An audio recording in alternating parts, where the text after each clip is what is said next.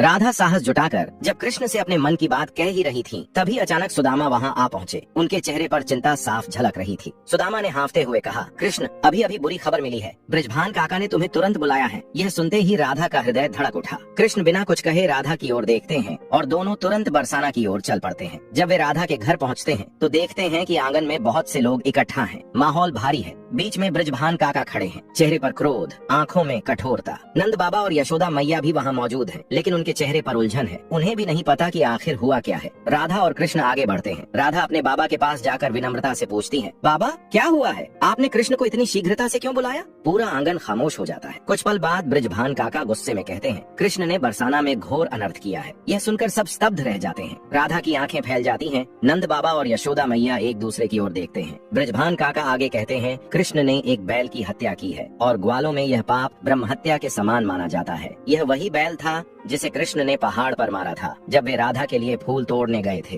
कृष्ण शांत स्वर में कहते हैं, मैंने उसे आत्मरक्षा में मारा था। वे यह नहीं बताते कि वह वास्तव में एक असुर था। तभी जटिला आगे बढ़कर तीखे स्वर में कहती है, आत्मरक्षा ही क्यों न हो, पाप तो पाप ही होता है। कृष्ण को इसका प्रायश्चित करना होगा। दरअसल यह सारा षड्यंत्र जटिला का ही रचा हुआ था। कृष्ण का पहाड़ पर जाना, बैल का मरना, सब कुछ उसी की चाल थी। वह चाहती थी कि किसी भी तरह कृष्ण को राधा से दूर किया जाए। जटिला आगे कहती है, कृष्ण को स्वयं का शुद्धिकरण करना होगा और वह भी 7 पवित्र नदियों के जल से, और यह कार्य उन्हें तुरंत आरंभ करना होगा। यह सुनकर राधा का मन घबरा जाता है। 7 नदियों का जल इकट्ठा करना किसी साधारण व्यक्ति के लिए वर्षों का काम था। राधा अपराध बोध से भर जाती है। उसे लगता है यह सब उसी की वजह से हुआ है। वह आगे बढ़कर सच बताने ही वाली होती है, लेकिन कृष्ण हाथ के इशारे से उसे रोक लेते हैं। राधा रुक जाती है। उनकी आंखों में प्रेम के साथ नमी झलक रही थी। कुछ क्षण बाद बृजभान काका कठोर निर्णय सुनाते हैं। कृष्ण बिना किसी विरोध के दंड स्वीकार कर लेते हैं और चुपचाप वहाँ से चले जाते हैं। राधा उन्हें जाते हुए देखती रह जाती है, मन में पीड़ा,